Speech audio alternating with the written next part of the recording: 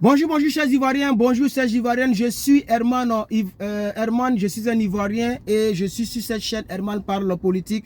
Aujourd'hui, une fois de plus, je vais donner Gbagbo Laurent lui-même, le président, monsieur son excellence, Koudou Laurent Gbagbo, le père de la nation, le président démocratiquement élu en Côte d'Ivoire après le passage du président père Feu Félix Houphouët-Boigny et de son héritier, donc je vais dire Henri Konan Bédié, et aussi du passage en force de M. Guéhi Robert. C'est terminé mal, c'est pas grave. Bon, je vais dire père à son âme aussi. Le seul président démocratiquement élu par le peuple de Côte d'Ivoire s'appelle M. Laurent Gbagbo. C'est non discutable et non, ce n'est pas à discuter. Voilà, tout le monde le sait. Aujourd'hui, c'est une certitude que le président Laurent Gbagbo avait vraiment été voté réellement par le peuple de Côte d'Ivoire. Alors aujourd'hui, vous allez écouter le président Laurent Gbagbo lui-même.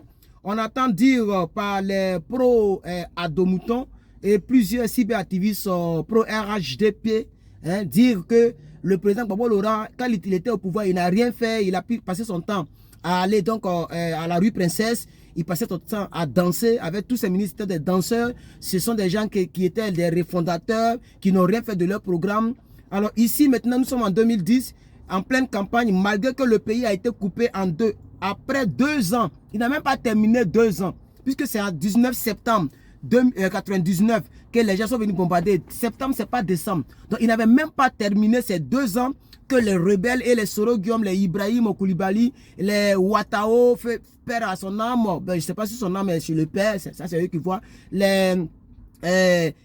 comme je vais dire encore, lui qui dit 2020 abenata tchekana tchaka abenata, lui aussi père à son âme, ou mère à son âme, je sais pas où il est, à Madougon, et aussi le Golden Boy, tous ceux-là qui ont supporté la rébellion avec leurs finances, avec des hommes pour tuer, terroriser le peuple de Côte d'Ivoire pour que Draman soit président, lui aussi père à son âme, ou mère à son père, à son âme, je sais pas où ça y est, ça c'est eux qui voient, c'est Dieu seul qui sait où ils sont actuellement. Mais je vais dire que l'homme n'est rien. Quand je cite ces personnes, je vais dire que l'homme n'est rien, parce que c'est eux qui ont participé donc au génocide du peuple de Côte d'Ivoire. Alors le président Gbagbo Laurent, malgré 2 ans et 8 ans de turbulence, le pays est coupé en deux. Ils ont mis un embargo sur la Côte d'Ivoire. Il ne peut même pas payer. Donc ses fonctionnaires, tout est mélangé. Les armes circulaires, les gens meurent, ça se tue partout.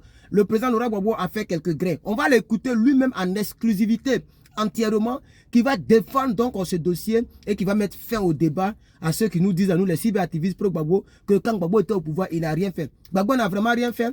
Même s'il n'a rien fait, il avait des bons projets. Écoutons le président Laurent Gbagbo sans trop tarder.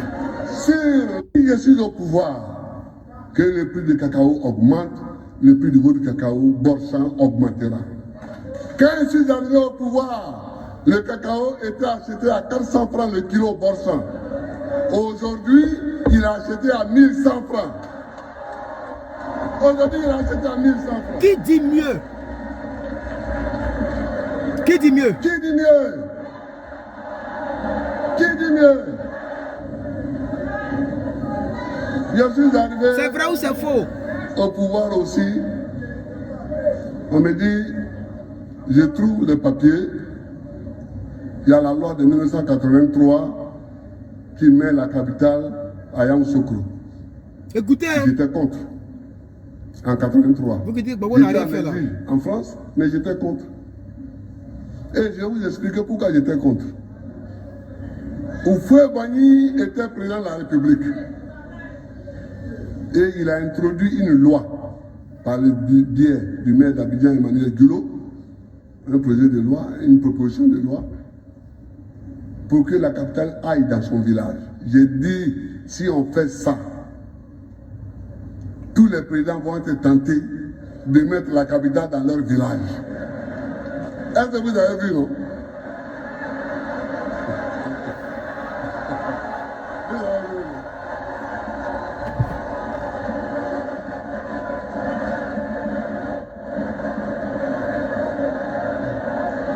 Vous avez vu?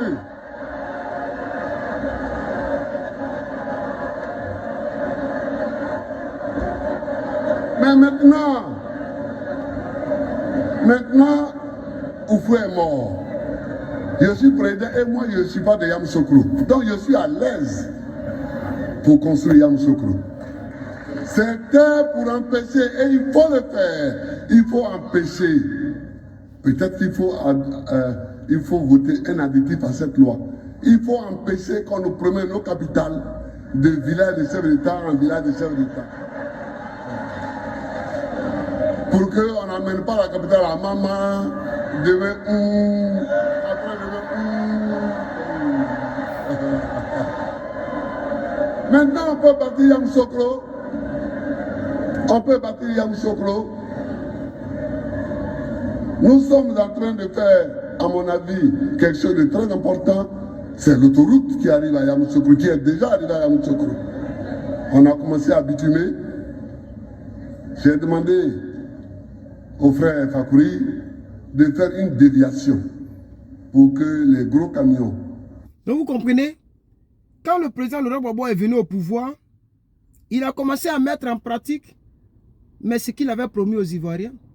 Il a augmenté le prix du cacao. Actuellement, pardonnez, dites-moi dans les commentaires, le cacao est acheté à combien? S'il vous plaît. Dites-moi dans les commentaires. Lui, il a fait grimper le cacao à 1100 francs CFA. Qui a dit mieux depuis que les présidents se succèdent? Ça, c'est un. Et là, il est en train de parler maintenant. Hein? Donc, il a parlé aussi de la présidence. Il ne voulait pas que cette présidence se promène de village en village. Et là, il est en train de parler maintenant de l'autoroute qu'il a commencé à bitumer. Et c'est ça que ceux-là, ils ont terminé. C'est que Gbagbo a fait, quand la presque fini, et leur rébellion, ils ont enlevé Gbagbo Laurent, que le RADP dit que c'est eux qui construisent c'est eux qui sont en train de construire les routes. Donc vous comprenez un peu, le président Laurent Gbagbo lui-même, il est en train de répondre à votre question. Qui question. vont au Niger, au Mali, au Burkina, ne passent pas à l'intérieur de notre capitale. Et ça, c'était aussi un autre projet très important. Les grandes voies de transport de toutes sortes de marchandises qui vont à l'intérieur du pays, qui vont aussi au Burkina, tout ça, ne passent pas au milieu de notre capitale. Parce que ça fait que tout est surchargé dans nos différentes villes, nos grandes villes. C'est-à-dire Abidjan et tout ça. Il faudrait qu'il y ait une déviation d'autoroute. Il faudrait que les grandes routes là soient construites à part. Vous ne pas que ça traverse la capitale. Ça, c'était le plan de Gbagbo Laurent. Draman Ouattara a-t-il fait ça? Et il va le faire, c'est programmé. Il va le faire, c'est programmé. Pourquoi vous n'avez pas laissé le monsieur diriger pour qu'il le fasse? Nous sommes en train de le faire. Les travaux d'infrastructure, nous les faisons. À Yamoussoukro. Yamoussoukro est devenu le laboratoire qu'il était avant. Et nous faisons tout le travail que nous devons faire. Nous aurons une nouvelle capitale où les gens vont venir de partout pour régler leurs problèmes.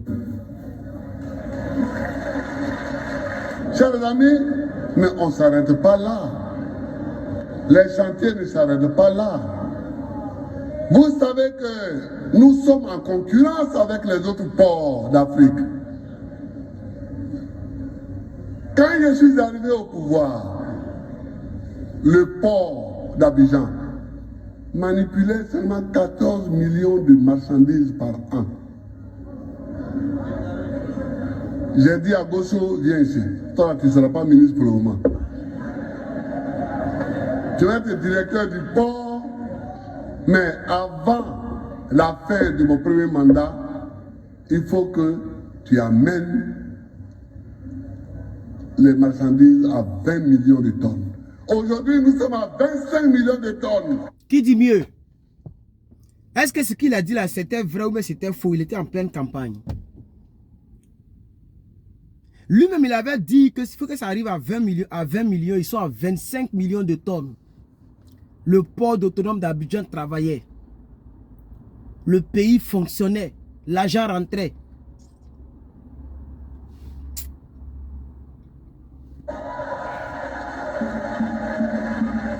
Aujourd'hui, nous sommes à 25 millions de tonnes sur le port d'Abidjan. Chers amis, c'est ça les travaux que nous faisons. Je ne suis pas candidat pour m'asseoir sur le fauteuil présidentiel. Je suis candidat pour travailler. Je suis candidat pour travailler. Merci, Il y en Président. a qui viennent, ils regardent le fauteuil présidentiel, ils pensent que c'est vide parce que je suis en train de travailler. Et ils croient que c'est vide. Ils croient que le fauteuil n'a pas de propriétaire. Ah, le fauteuil a un propriétaire. Son propriétaire, c'est le peuple de Côte d'Ivoire. Le propriétaire du fauteuil présidentiel, c'est le peuple de Côte d'Ivoire. Merci, Et Président. il n'est jamais vide. Même si celui qui l'occupe se lève momentanément pour aller surveiller les marchés et les chantiers, mais il y a quelqu'un. Si c'est ça qui vous donne envie, retournez. Retournez où vous étiez. Donc, le Grand Abidjan, c'est non seulement le troisième pont, les Ivoiriens, oui, troisième pont, oui, on va le faire. Mais le troisième pont retarde un peu pour une petite raison que je vous... Voilà, que je vais vous expliquer. Donc nous sommes sur un quatrième point très important. Le troisième pont. C'est pourquoi je dis que Gbagbo Laurent, quand j'ai écouté ça, je suis parti le voter. Parce qu'on ne construit pas les ponts pour construire les ponts pour endetter encore le peuple de Côte d'Ivoire. On a déjà franchi les 17 000 milliards de dettes extérieures. On va rembourser ça comment? Dites-moi la vérité. Donc on ne construit pas le pont pour endetter. Donc quand Gbagbo Laurent a vu que c'était pour endetter, voici ce qu'il a pris comme décision. Expliquer. Les gens ont voulu faire le troisième pont entre Marcory et Cocody en mettant un péage. J'estime que ce n'est pas une bonne idée. Si on met un péage entre Marcory et Cocody, moi je connais les Abidjanais, ils ne vont pas aller prendre ce pont-là, ils vont venir encore renouveler l'embouteillage sur le deuxième pont et sur le premier pont. On construit les ponts pour diminuer l'embouteillage. Mais si vous construisez un pont pour mettre un péage, ils vont encore aller sur les autres ponts pour surcharger le pont. Donc le président Laurent Gbagbo pense à son peuple. Il pense à son peuple. Son peuple n'a pas assez de moyens pour toujours emprunter un pont qui est payant. Donc, nous avons du travail et nous travaillons. Sur l'agriculture, l'agriculture, le cacao. Je vous ai dit, le cacao a commencé à être cultivé en Colombie. De la Colombie, il est arrivé au Brésil. Du Brésil, il est arrivé en Gold Coast. Et nous, on l'a pris en Gold Coast pour l'amener en Côte d'Ivoire. Aujourd'hui, nous sommes les premiers fournisseurs du marché mondial avec 40% des besoins. Nous allons multiplier notre production par 2. Voilà le plan agricole. Mais on ne s'arrêtera pas là. Donc, le président Laurent Gbagbo, au niveau du cacao, qui est aujourd'hui donc le pilier de l'économie ivoirienne, il voulait passer de 40%, mais aller jusqu'à même au double. Il voulait doubler la production en cacao. C'est pourquoi vous avez vu qu'à un moment, il disait aux jeunes et aux gens, retournez à la terre, retournez à la terre, retournez à la terre. Il n'était pas en train de mentir au peuple pour dire que des milliards arrivent. Et quand le peuple se rend compte qu'il n'y a pas de milliards, le peuple prend l'eau pour aller mourir dans la Méditerranée. C'est pas ce que Gbagbo Laurent disait. Vous voyez? Donc au niveau du cacao, qui est notre plus gros marché au niveau des finances, il avait un très grand projet. Après la production, il nous faut la transformation. Il nous faut broyer tout notre cacao ici. Il faut que dans 10 ans, toute notre production de cacao soit transformée ici en Côte d'Ivoire avant d'être exportée. Voilà. Comme ça, nous avons 2 lignes d'emploi. La première ligne d'emploi qui est agricole et la deuxième ligne d'emploi qui est industrielle. Les jeunes dans les villes travailleront dans les entreprises pour transformer le cacao. Mais il n'y a pas que le cacao comme agriculture. J'ai dit partout que la mauvaise affaire de l'agriculture coloniale, c'est de nous avoir fait croire que la terre qui ne produit pas de café qui ne produit pas le cacao, qui ne produit pas le palmier à huile, qui ne produit pas les VA est une mauvaise terre. Eh bien, c'est faux. C'est faux. Et comme me le disent mes amis israéliens, ils disent partout où l'herbe pousse, la nourriture peut pousser. Mais la Côte d'Ivoire, c'est une honte que nous n'ayons pas une autosuffisance alimentaire. Nous avons la terre, nous avons les hommes et nous n'avons pas d'autosuffisance alimentaire. Pourquoi? Parce que notre politique est mal orientée. Je veux réduire la dépendance de la Côte d'Ivoire en riz vis-à-vis de l'extérieur. Donc, après les élections, nous allons monter ici même, en Côte d'Ivoire, des usines pour faire le montage des machines qui sont déjà fabriquées au Brésil et qui vont venir à pied détaché. Nous allons les monter ici et les mettre à la disposition des coopératives.